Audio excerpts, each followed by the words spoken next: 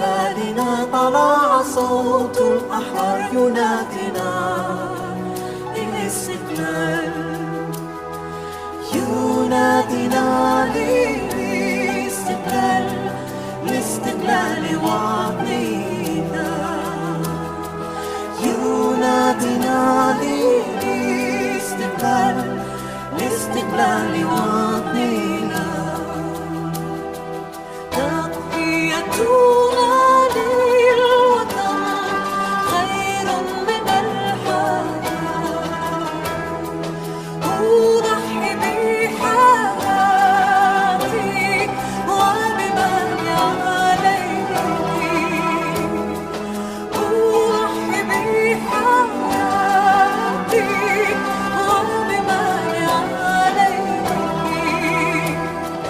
يا بلادي يا بلادي أنا لا أهوى سواك، قد سلكت يا فؤادي وتفان فيها،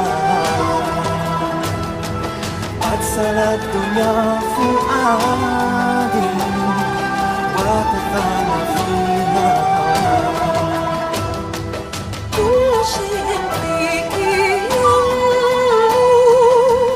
مثل النبات، رايح فيك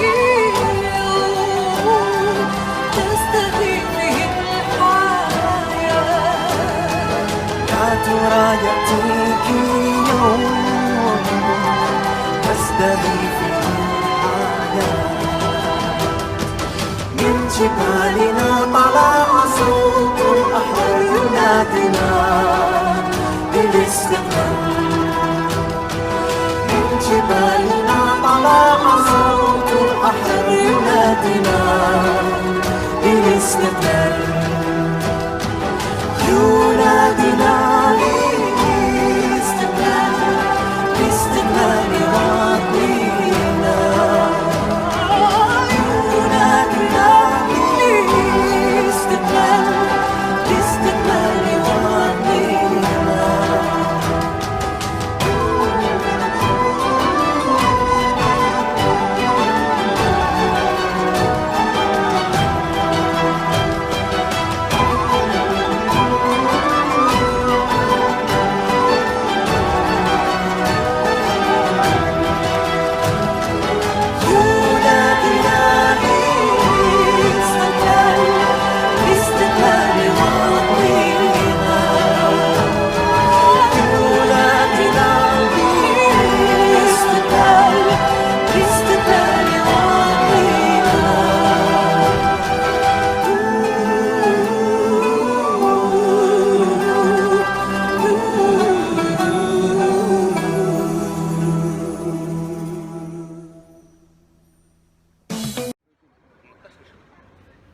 Bonjour, salam alaikum. Aujourd'hui, nous avons choisi de se réunir place Gutenberg pour que ça reste une journée symbolique pour interpeller la France et l'Europe des Lumières, pour faire vraiment la différence entre Gutenberg, l'imprimerie, la science et la réalité de la politique étrangère, soit de la France, soit de l'Europe, soit depuis 1500 avec l'esclavagisme, soit le colonialisme, soit maintenant en appuyant les dictatures et toutes les juntes militaires dans les pays.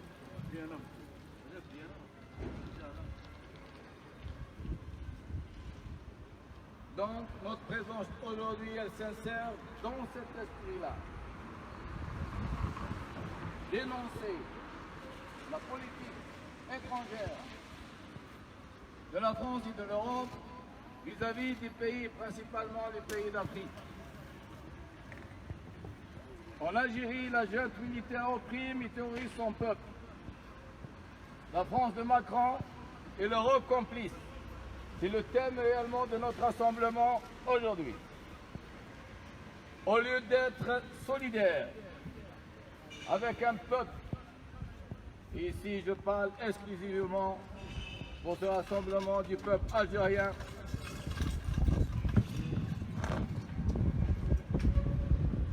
au lieu d'être solidaire, un peuple qui lutte pacifiquement pour sa liberté et clame depuis 2 ans. Depuis 2 ans, le peuple algérien clame qu'il veut son indépendance. Et c'est ça réellement qu'il faut avoir dans son esprit. Jusqu'à présent, le peuple algérien a vécu 2 occupations. Une occupation coloniale et une occupation intérieure. Et depuis, principalement, le 5 juillet 2019, le peuple algérien clame qu'il veut son indépendance. Et au lieu de cela, la France de Macron et l'Europe ont choisi d'être complices d'une junte militaire qui étouffe et terrorise son peuple. Voici la réalité historique. La France de Macron et la France officielle, elle a toujours été des côtés du dictateur, des spoliateurs. Elle n'a jamais été solidaire des peuples, principalement le peuple d'Algérie, qui lutte pacifiquement depuis 2 ans. Et le peuple algérien est seul. C'est quelque chose qu'il faut le dire. Et c'est dans son honneur aussi. Le combat du peuple algérien est un combat juste et exemplaire. Pourquoi il est exemplaire? Un peuple terrorisé dans son histoire. 190 ans de violence. 190 ans d'occupation. Après, on va parler de l'occupation française. Pour vous donner un exemple.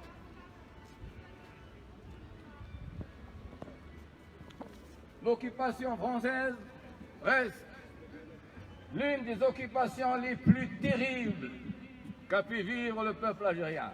Ici, nous avons déjà la revue Historia. Dans son numéro d'avril, c'est vérité qui dérange. Parce que lorsqu'on parle de l'Algérie, on parle principalement de 1954-62. Et déjà 54-62, le peuple d'Algérie et même les Français algériens, ils ont aussi payé de leur vie. Qu'est-ce qu'ils ont vécu ce moment-là? Une guerre terrible.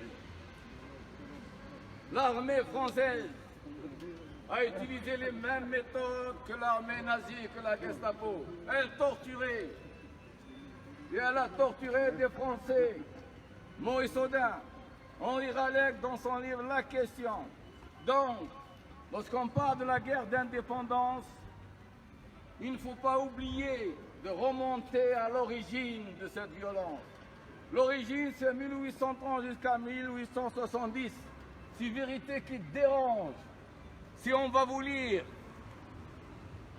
comment s'est faite cette colonisation, ce ravage, cette destruction, ils le disent, on a ravagé le pays, on a ravagé l'Algérie. Sans oublier les enfumades, les emmurades. On enfumait des fois dans une grotte. 700 personnes ont été tuées dans une grotte. Ça, c'est Bijou. Il y a une réalité historique qu'il faut connaître. C'est vérité qui dérange. Et bien, le peuple d'Algérie, en ayant vécu une souffrance, une torture, une guerre terrible depuis 190 ans, eh bien, il est en train de clamer son indépendance cette fois-ci d'une façon pacifique. Et c'est ça sa grandeur. Donc, le peuple d'Algérie, il se retrouve seul. Son combat est juste et exemplaire. L'exemplarité, elle est démontrée par l'ensemble des observateurs. Et nous sommes en train de donner un exemple unique dans l'histoire de la révolution à travers le concept Silmia. Donc, peuple de France, dans un moment terrible de l'histoire d'Algérie, il y a des Français comme Maurice Audin, Alban Maurice, il y a des déserteurs, il y a ceux qui ont refusé, il y a Henri Maillot, ils ont refusé d'être les complices du colonialisme, ils ont pris leur courage en étant du côté des libérateurs. C'est quelque chose qu'il ne faut jamais oublier. Les Français à cette époque-là, Maurice Audin, Alban Maurice, Henri Maillot, Henri Allègre, qui a vécu une véritable souffrance, et c'est lui qui a écrit la question, la torture. Ils ont eu ce courage d'être du côté des indépendantistes algériens. Et c'est pour cette raison-là que nous leur rendons hommage. Et nous disons au peuple français aujourd'hui, c'est aussi le moment d'être solidaire avec le peuple algérien. La France officielle, la France de Macron, elle reste solidaire d'un régime illégitime. Le peuple d'Algérie, jusqu'à présent, il le dit, ce président ne représente pas le peuple algérien. Il représente la junte militaire. Reconnaître ce président, c'est reconnaître la junte militaire à travers lui. Donc, c'est pour cette raison-là que nous interpellons la conscience citoyenne française. Comme par le passé, les Français étaient du côté des indépendantistes.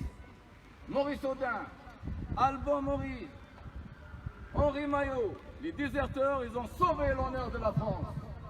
Oui, lorsque les Français algériens à cette époque-là, ils ont vu dans le colonialisme une véritable destruction de l'humanité, ils ont refusé de cautionner le colonialisme, ils ont été des côtés des libérateurs. Et ils le disent, nous Français, mais Algériens, lorsque le peuple algérien a pris les armes pour se libérer, eh bien nous sommes des côtés des libérateurs.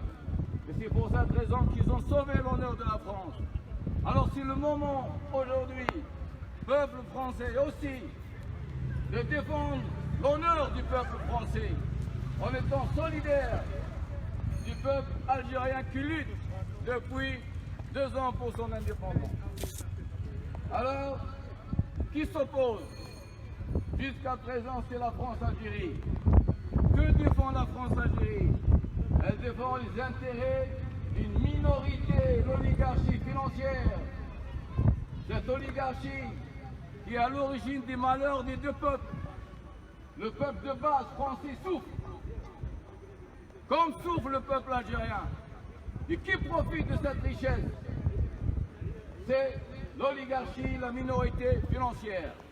Si nous avons choisi le titre « La France et l'Europe complices », ce sujet-là, ce thème-là, ce titre, il a été traité par un chercheur français qui a écrit une tribune dans Le Monde le mois de septembre 2019. Il le dit, la France et l'Europe complices ou solidaires? Complices avec la jeune ou solidaires avec le peuple algérien? Il parle de l'hypocrisie de la France et de l'Europe, principalement sur la question de l'immigration. Le peuple d'Algérie, qu'est-ce qu'il veut? Pourquoi le peuple algérien sort depuis 2 ans? Le peuple d'Algérie, il veut vivre dignement dans son pays. Vivre dignement dans son pays, c'est ça ce que veut le peuple d'Algérie. Vivre dignement dans son pays. Mais pour qu'il puisse vivre dignement dans son pays, il faut que son pays ne soit pas spolié, ne soit pas bradé par la junte militaire. Et malheureusement, la France de Macron et l'Europe, au lieu d'être solidaires avec un peuple, pour que ce peuple-là puisse rester chez lui, puisse vivre dignement chez lui, eh bien, on reste avec la junte militaire. Donc, la question de l'immigration, c'est une question qui touche principalement totalement la société française. Tout se joue sur l'immigration. Et alors, que veut le peuple algérien? Vivre dignement chez lui. Lorsque le peuple d'Algérie, il dit, il dit tout le bled, vous avez mangé le pays. N'oubliez pas, peuple français, que si on a mangé, si on a volé le peuple d'Algérie, cette jeune, elle l'a volé avec la complicité des entreprises françaises et européennes. Il y a une complicité dans ce vol-là. On n'a pas volé les Algériens uniquement sans cette complicité. Et c'est cette complicité jusqu'à présent qui maintient ce pouvoir en place. N'oubliez pas, et ça c'est une vérité, le pouvoir d'Alger tremble lorsqu'il est critiqué ici à Paris. Le centre névralgique du pouvoir d'Alger, il est ici à Paris aussi. Soutenir ce pouvoir, soutenir cette jeune, c'est être en contradiction avec l'esprit des Lumières. Elle est où la France des Lumières lorsqu'elle soutient une junte militaire? Elle est où cette France en soutenant cette junte militaire? La France officielle, elle a prouvé dans son histoire, dans les années 50, la torture, n'oubliez pas ceci, l'armée française a torturé. Et nous avons les exemples. Voici, dernièrement, que Macron reconnaît le crime d'Ali Boumengel. C'était un avocat. Il faut reconnaître aussi ceci. J'ai cru l'avoir lu. Son professeur de droit, le jour où il a entendu qu'il a été, parce qu'il savait qu'il a été assassiné, c'était, je pense, à la Sorbonne, il n'a pas fait son cours. Ça, c'est Ali Boumengel, un avocat algérien. Accusé, c'est comme si Ali Boumengel était un terroriste. C'était la noblesse de l'esprit. Un homme juste, assassiné par l'armée française. Et c'est dernièrement qu'il a été reconnu. Et c'est ça. Alors que sa femme, combien elle a vécu, combien elle a demandé que la France officielle reconnaisse ce crime-là, et bien il n'a pas été reconnu. Et on lui dit quoi? Il s'est suicidé. Et elle sait, comme l'Arbi Ben Mehdi, les justes ne se suicident pas.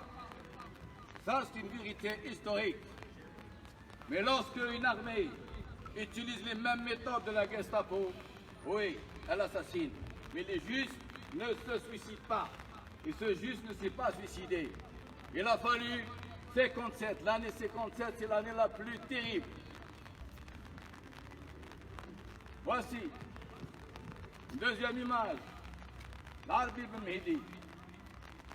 C'est ça le vrai visage aussi de la France officielle. Et elle n'a pas changé. Comme elle était du côté du colonialisme. Et à cette époque-là, le ministre de la Justice, c'était Mitterrand. Ce n'était pas une autre personne. C'était François Mitterrand, ministre de la Justice, qui a cautionné ce crime. Ça, c'est une vérité qu'il ne faut jamais oublier. L'Arbi Ben Mehdi, qu'est-ce qu'il avait dit le capitaine Allaire? Le capitaine Allaire lui a présenté les armes. Ça va rester dans l'histoire. Et même le général Vija, il reconnaît, il a dit, lorsqu'il lui a présenté les armes, je n'ai rien dit. Parce qu'il a reconnu au fond de lui-même la grandeur de cet homme. L'Arbi Ben Mehdi, assassiné, torturé par l'armée française.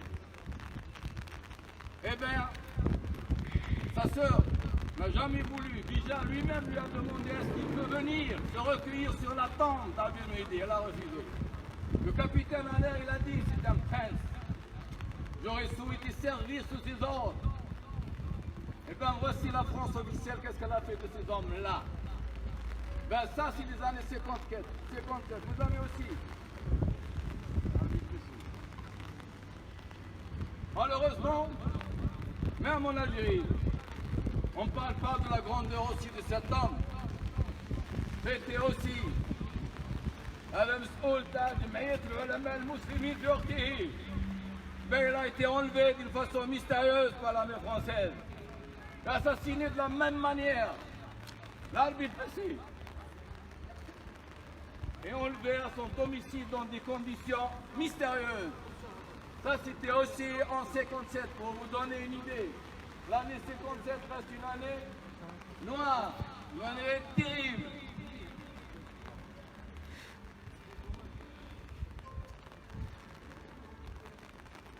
Et voici aussi la grandeur de l'esprit, puisque nous sommes devant la place Gutenberg. Ça, c'est Maurice Audin, à l'âge de 25 ans, professeur de mathématiques, dont son père était aussi un militaire. Alors lui, il a choisi la voie du savoir. Ben, Maurice Audin, arrêté par les parachutistes, torturé et assassiné par l'armée française, à l'âge de 25 ans. Pour vous donner une idée, que dans l'histoire d'Algérie, il y a les Français algériens à cette époque-là, ils se définissaient comme tels. Ils le disent. Ils ont choisi la voie de la libération. Ils ont été du côté des libérateurs. Nous leur rendons hommage et nous leur rendons honneur. Maurice Audin, 25 ans, qui était derrière son crime, son assassinat, la torture, c'est l'armée française. Et jusqu'à présent, nous vivons encore le même scénario. L'année 57 reste une année terrible.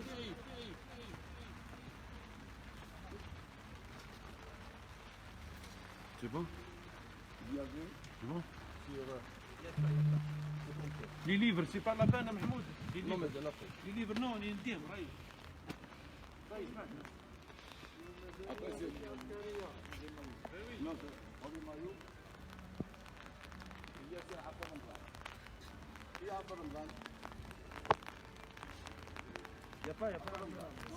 Là, Mahmoud, regarde là-bas derrière. Avec les rouleaux, là-bas, par terre.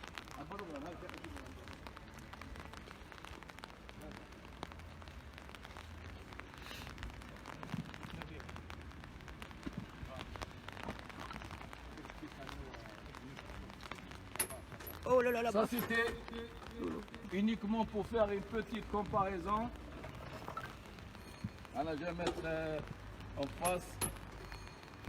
J'aime que la pluie. C'est ça. Ça, c'était pour faire une petite comparaison entre l'année 57, l'année terrible.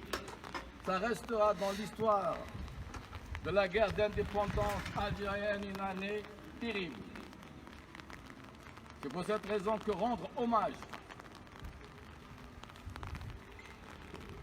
à ces Français algériens qui ont pris leur courage en choisissant la voie des indépendantistes. Ça, il faut leur rendre hommage. Alban Maurice, Maurice Audin, Henri Maillot, et on a aussi plus tard ceux qui ont déserté de l'armée française, et on a aussi le manifeste de 121 qui a été fait pour inciter les Français à ne pas s'engager pour leur service militaire en Algérie. Donc ça restera l'année 57 une année terrible et ça restera dans la mémoire de l'armée française que cette armée-là, elle a utilisé les mêmes méthodes que l'armée nazie, que la Gestapo. Elle l'a torturé. Et la torture reste un crime. Et ce crime-là, il a fallu plus de 50 ans pour qu'il soit reconnu. Mais à cette époque-là, nous, jusqu'à présent, lorsque nous avons dit que nous avons deux colonisations, الجزائر عاشت استعمارين، استعمار خارجي واستعمار داخلي. Mais la colonisation intérieure, l'esprit de la colonisation intérieure a commencé en 57. Et voici cet esprit. C'est l'assassinat de Abdelhamid, assassiné par ses faux frères le 28 décembre 1957. que titrer El Moujahid. C'est grave. حقيقة عندما نستعمل كلمة المجاهد et lorsque nous vivons le mensonge, هذه ليست أخلاق المجاهد. C'est pour cette raison que même le journal et l'armée des frontières en 62, elle a traversé complètement l'esprit de فكرة المجاهد. أخلاق المجاهد هي أخلاق الحق، أخلاق الرجولة، أخلاق تنتمي إلى تاريخنا. ولكن يا للأسف المجاهد regardez ici عبد المنظم est mort au champ d'honneur. Quel mensonge, déjà en 57. Donc c'est pour cette raison que tout le monde dit cette phrase unique. C'est comme si cet État, c'est difficile maintenant d'utiliser le terme État lorsqu'on parle d'Algérie parce que nous avons des gangs. Il s'est bâti sur un crime. 57, l'année 57 reste une année terrible. Une partie de ceux qui étaient derrière l'assassinat d'Abd al-Rahman, ils ont utilisé les mêmes méthodes aussi que l'armée française. Comme l'armée française a utilisé les mêmes méthodes que la Gestapo, malheureusement, c'est les mêmes méthodes qui ont été utilisées après par l'armée des frontières. Moi, j'utilise toujours le concept l'armée des frontières. جيش الحدود. لن أستعمل كلمة الجيش الوطني عندما أتكلم على هذه العصابة. لأن جيش وطني يحمل قيم الجهاد وقيم المجاهدة. وجيش الحدود لا يحمل هذه القيم لأنه قتل الجزائري وأفسده. Donc, Abd al-Rahman, c'est de cette date-là qu'il faut comprendre le système algérien. Cette date-là reste historique. كنت فارح جدا le 28 décembre 2019 بالتاريخ تقال الجزائر jusqu'à présent le drame de l'Algérien كي نقولوا جيش الحدود 62 الجزائريين كلهم الآن يقولون 62 بدات الفكرة باللي 57 60 سنة عسكرية. كان الشعب الجزائري يعترف أن بداية الانحراف ومشكلته الحقيقية بدات في 62.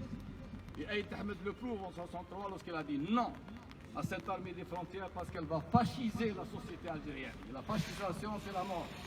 Il avait raison. On est arrivé à quoi, مع جيش الحدود? En 62, الشعب الجزائري qui قال نريد الاستقلال. Donc il reconnaît que nous sommes sous occupation. Il a écrit 2021, le peuple algérien, un peuple sous occupation. ولكن للتاريخ الشعب الجزائري jusqu'à présent il n'a pas encore détruit la vraie figure du جيش الحدود. من هو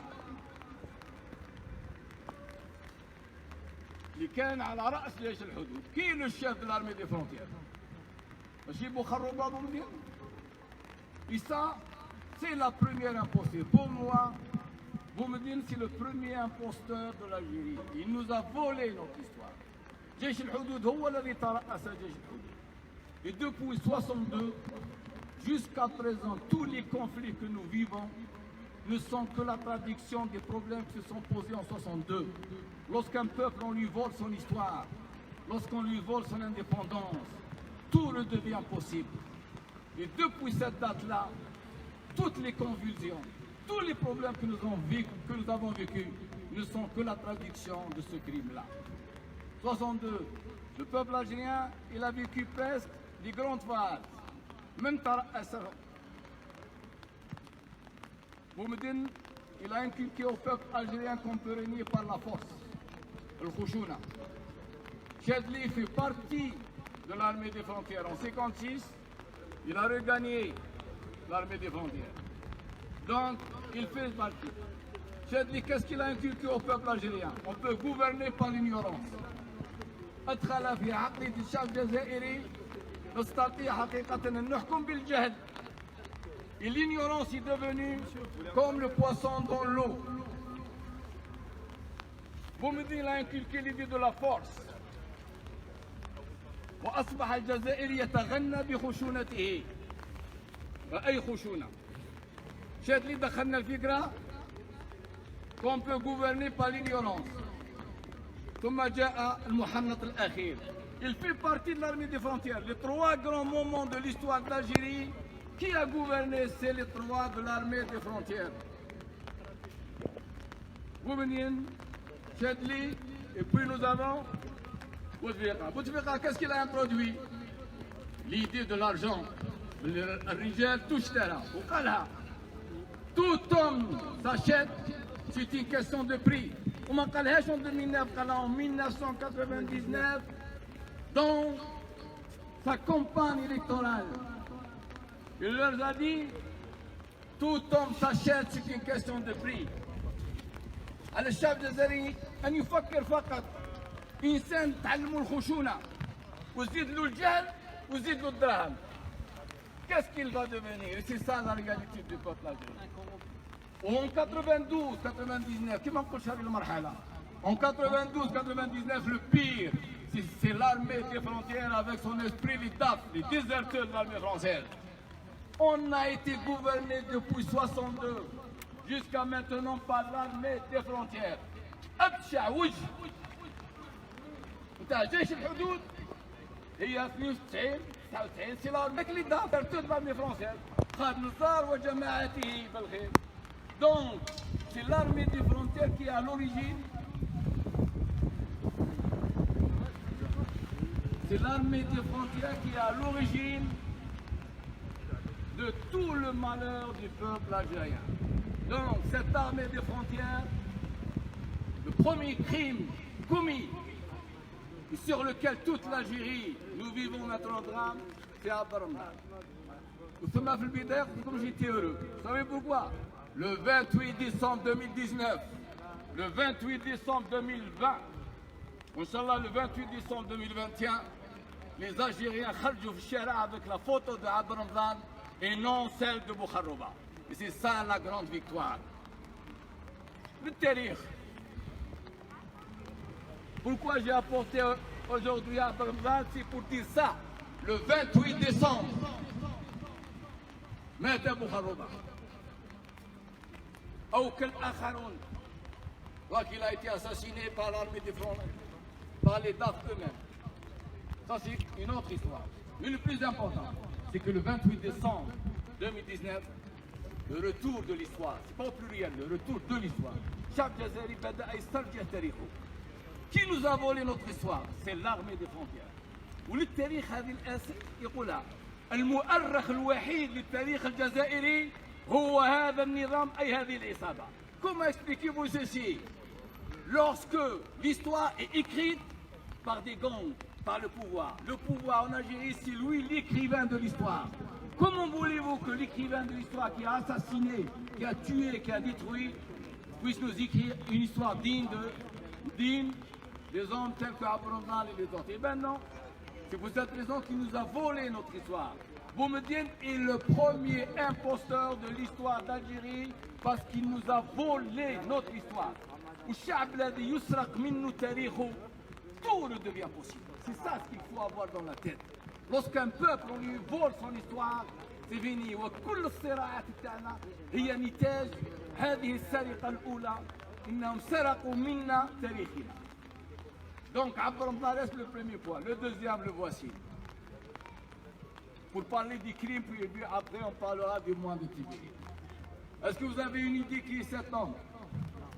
Allez, tu le connais bien. Qui est cet homme?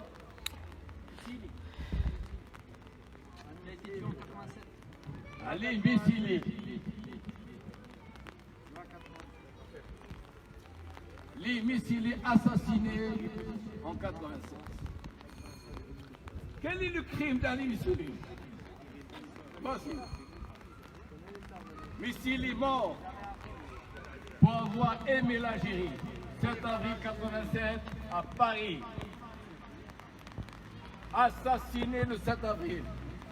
On a choisi des dates, même nous sommes dans le mois d'avril. Quel était le crime de Missili? Ali Missili et Ali André Missili. C'est un Français algérien. Assassiné où? À Paris.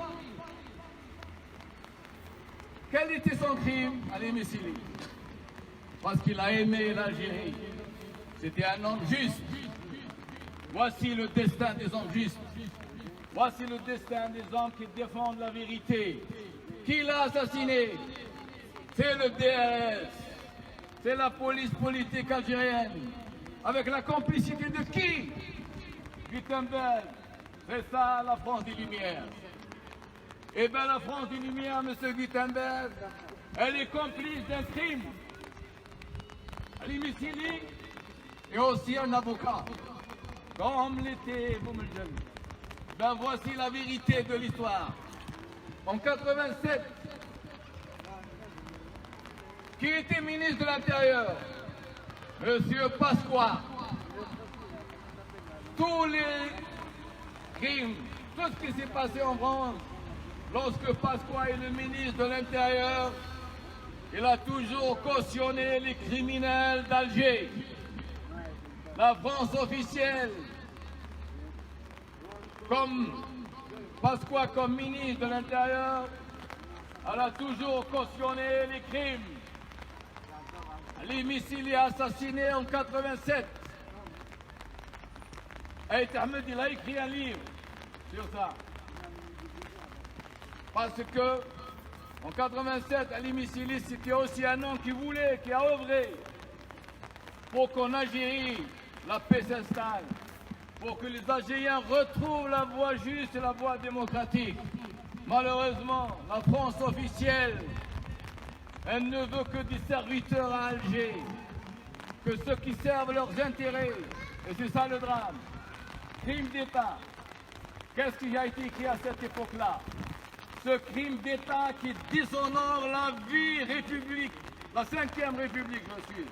Ce crime d'État qui déshonore la 5e République est resté impuni. C'est ça ce qu'il faut comprendre. Jusqu'à présent, les véritables criminels, ils sont connus. C'était un voyou, un malfrat à Paris, commandité par le DRS qui a assassiné Ali Missili. Et qui l'a exfiltré sur Alger? C'est sur ordre de Pasqua à cette époque-là. Donc des crimes sont commis ici à Paris. Ils sont commis par la complicité aussi de la France officielle. Si nous sommes là et nous disons toutes ces vérités, que le peuple d'Alger sache que nul, soit Alger, soit ici, n'est à l'abri de cette gang et de ces gangs criminels. Et n'oubliez pas dernièrement, j'ai écouté quelqu'un parler de ce faux président lorsqu'il a parlé de la déchéance de la nationalité. Il a dit, puisqu'il savait que ça n'avait aucun sens sur le plan juridique, il a dit on a d'autres moyens pour défendre les intérêts de l'État. En Algérie, il n'y a pas d'État. Il n'y a que des pouvoirs de gang. En Algérie, il n'y a pas d'État. Il n'y a que des pouvoirs. Et des pouvoirs de gang. Lorsqu'on dit on défend les intérêts supérieurs de l'État, mais de quel intérêt supérieur de l'État lorsque tous ceux qui ont parlé en nom de cet État sont des voleurs, des spoliateurs, qui ont bradé la souveraineté économique et la souveraineté nationale. Ces gens-là, illégitimes, n'ont pas le droit de parler au nom de l'Algérie, ni au nom du peuple algérien. S'il dit qu'on a d'autres moyens, on l'a avec l'Italie, le serviteur, parce que quelqu'un qui est nommé, il est un serviteur. تبون ما أنت إلا خادم والخادم بالتاريخ هذه اللغة العربية وهذا الفكر العربي الخادم لا يبدع إلا في خدمة سيده الخادم لا يبدع إلا في خدمة سيده Le serviteur n'excelle que dans la servitude de son maître. C'est ça, un serviteur. Et tu n'es qu'un serviteur, M. Tebboune. Lorsque tu dis il y a d'autres moyens pour défendre, eh bien les autres moyens, on les connaît. C'est l'assassinat de Missili. C'est les méthodes que vous avez, que vous connaissez, on les connaît dans l'histoire. Ce n'est pas la première fois que l'État algérien assassine ses opposants à l'extérieur. Ce n'est pas la première fois que l'État français reste complice de cet État qui reste pour les Algériens jusqu'à présent. Qu'est-ce qu'ils disent? Pouvoir assassin maintenant plus. Ils disent c'est un État terroriste. Mukhabarat irhabia. Le Mukhabarat, c'est la colonne vertébrale du système. Donc jusqu'à présent, nous vivons ceci. Et qui s'oppose à la vérité, c'est la France-Algérie. Le dernier crime.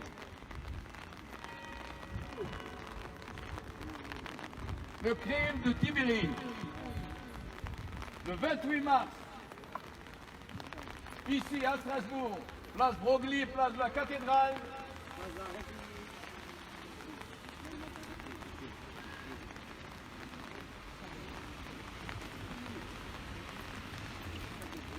place Broglie, place de la cathédrale, nous avons fait un rassemblement pour dénoncer le crime de Tibérine.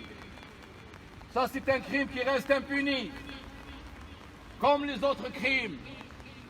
Derrière ce crime-là, il y a toujours le DRS algérien et la complicité de la France.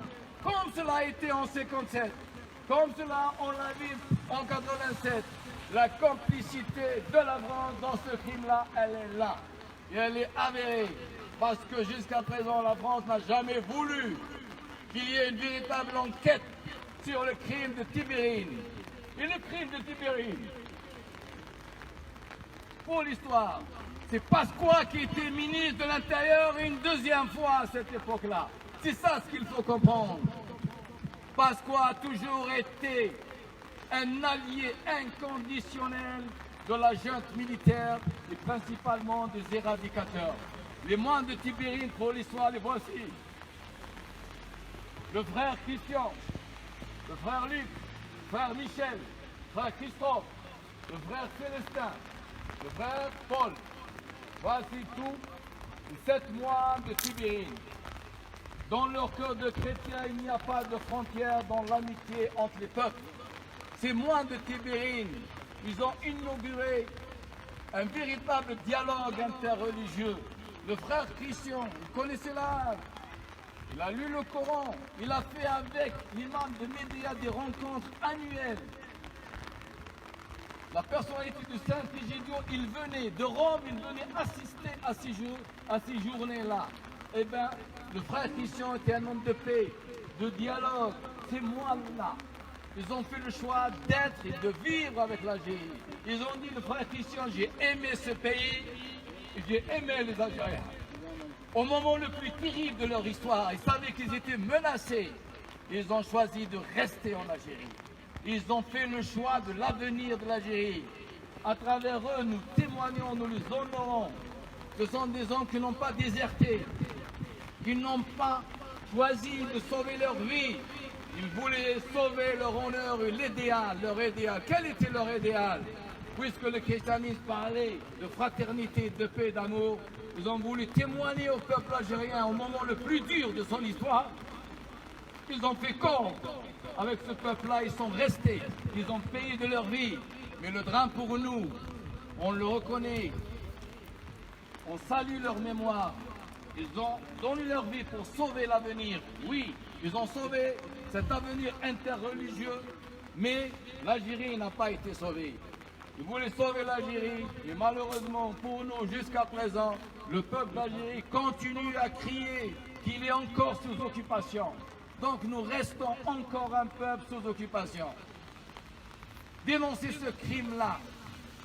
Si, à travers ce crime-là, nous lançons un appel à l'ensemble de la diaspora algérienne, ici en France principalement, de faire du 4 juin. Les 2 dates que nous connaissons sur les moines de Tibérine sont la date de leur enlèvement, la nuit du 26 et du 27 mars. Ça, c'est une date que nous connaissons. Mais le crime, quand, comment ils ont été tués, beaucoup de mystères. Il y a M. Armand Dailleux, qui était le procureur des Cistériens. Il dit le vrai faux enlèvement des moines. Le but, c'était pour inciter la population française et le pouvoir français pour être du côté des éradicateurs. Il dit le vrai faux enlèvement. Donc, le 4 juin, ils ont été enterrés à Médéa. Ces deux dates, on les connaît. Nous appelons, à travers, aujourd'hui, nous appelons toute la diaspora algérienne nos amis français, nos amis chrétiens, le 4 juin, qu'il y aurait un grand jour pour la mémoire du crime de Tibérine. Ce crime, comme le crime de Missili, reste impuni. Les criminels sont connus. L'État français le sait. Il n'a jamais voulu ouvrir une enquête réelle sur le crime de Tibérine. En 2011, les hommes et des dieux, lorsqu'ils ont été vus, ça a créé une véritable émotion, oui, parce que ces mois-là, ils ont fait le choix d'un véritable dialogue interreligieux. Le frère Christian, le prieur, il a appelé ce dialogue-là le lien de paix, Ribat al-Salam. Il s'est créé une véritable fraternité. Chrétiens et musulmans, les deux, ils ont un grand message de paix. Ils peuvent le faire revivre pour l'histoire. Les religions libèrent. C'est les cultures religieuses qui oppriment parce qu'ils sont mal compris. Le Christ est venu comme libérateur. Il n'a jamais été un oppresseur. Et ces hommes-là, ils ont porté ce message à Médéa. L'Église, il faut connaître que le monastère de Tibérine, 1938, le frère Luc, c'était un médecin. 1954-62, il a soigné les indépendantistes algériens. Ils ont vécu avec la population de Médéa comme des frères, ils le disent. Ils sont nos frères. Et ils avaient ce message-là, le même message du dialogue entre chrétiens et musulmans peut se faire ici. Il faut le porter de façon noble.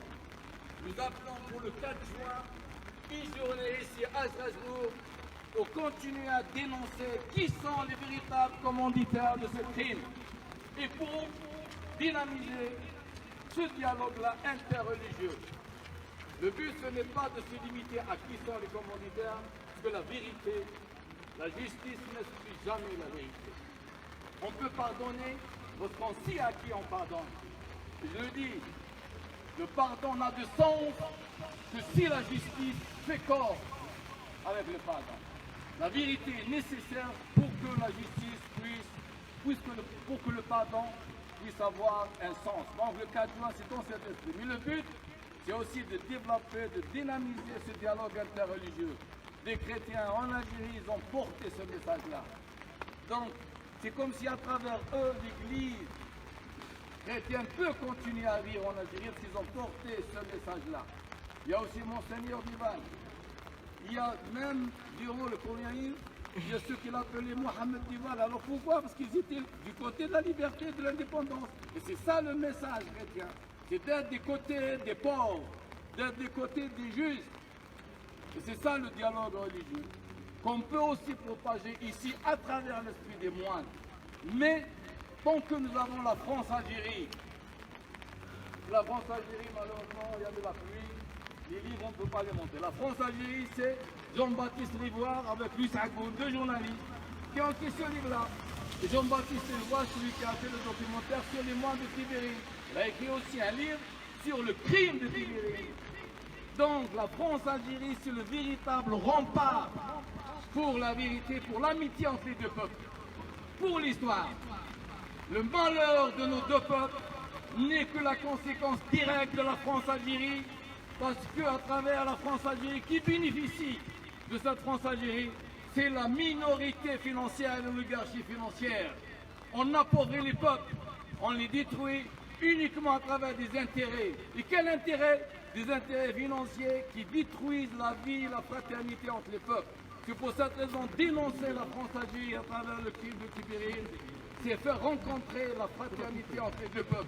Et dans l'histoire d'Algérie, moi je viens d'Algérie, vous avez beaucoup d'amis français qui sont restés.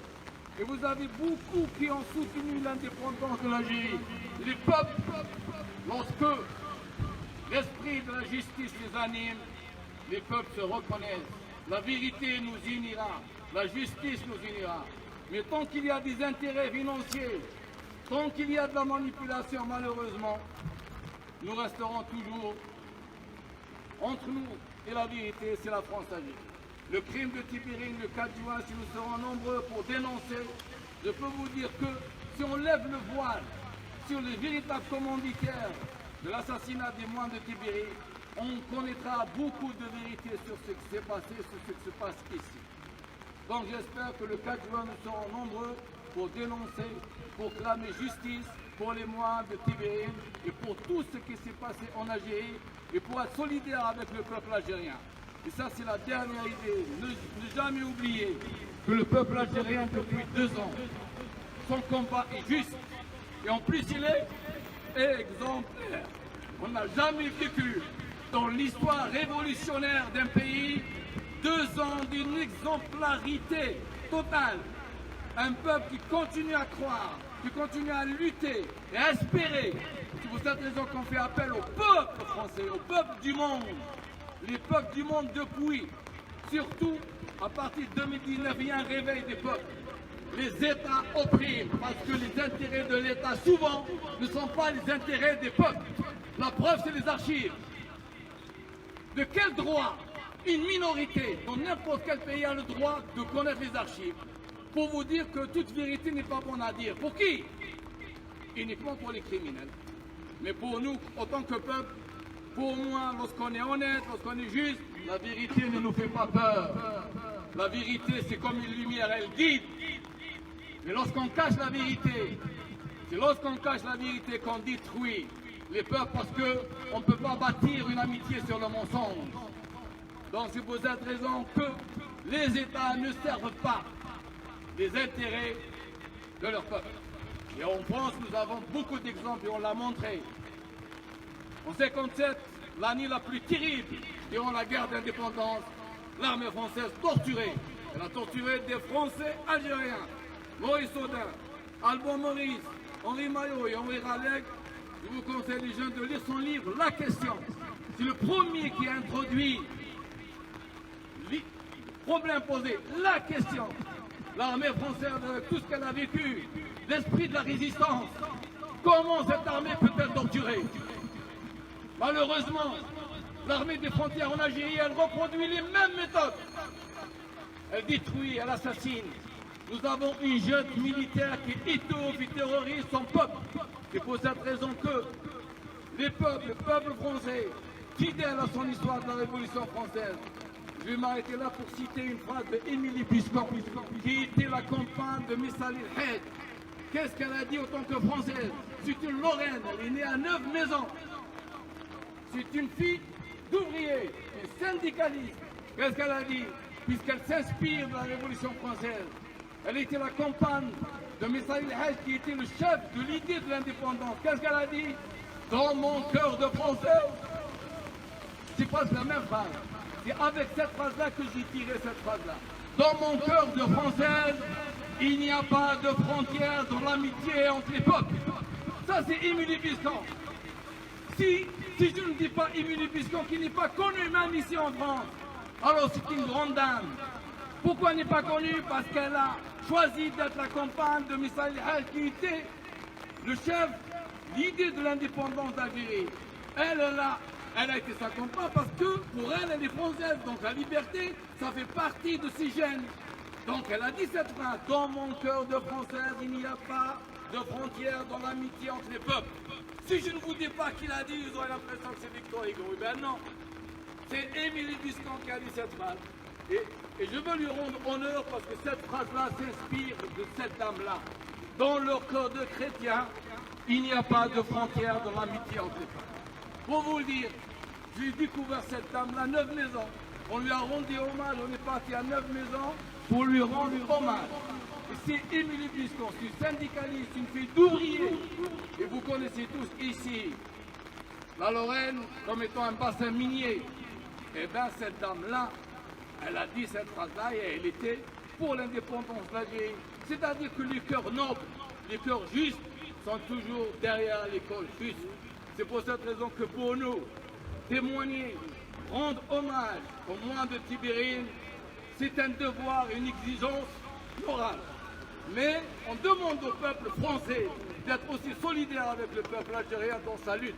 Et j'espère qu'on sera nombreux le 4 juin. Et je vous remercie. برافو. مخابرات إرهابية تسقط المافيا العسكرية. مخابرات إرهابية تسقط المافيا العسكرية. مخابرات إرهابية تسقط المافيا العسكرية. Qu'est-ce que nous voulons toujours? La liberté. Et c'est ça ce que clame le peuple algérien, l'indépendance. Et nous allons la réaliser parce que nous resterons fidèles à l'esprit de cette lutte pacifique jusqu'à l'indépendance. Mais nos amis français, nous avons besoin de vous. Merci. Merci. Hein. Vous voulez quelque chose?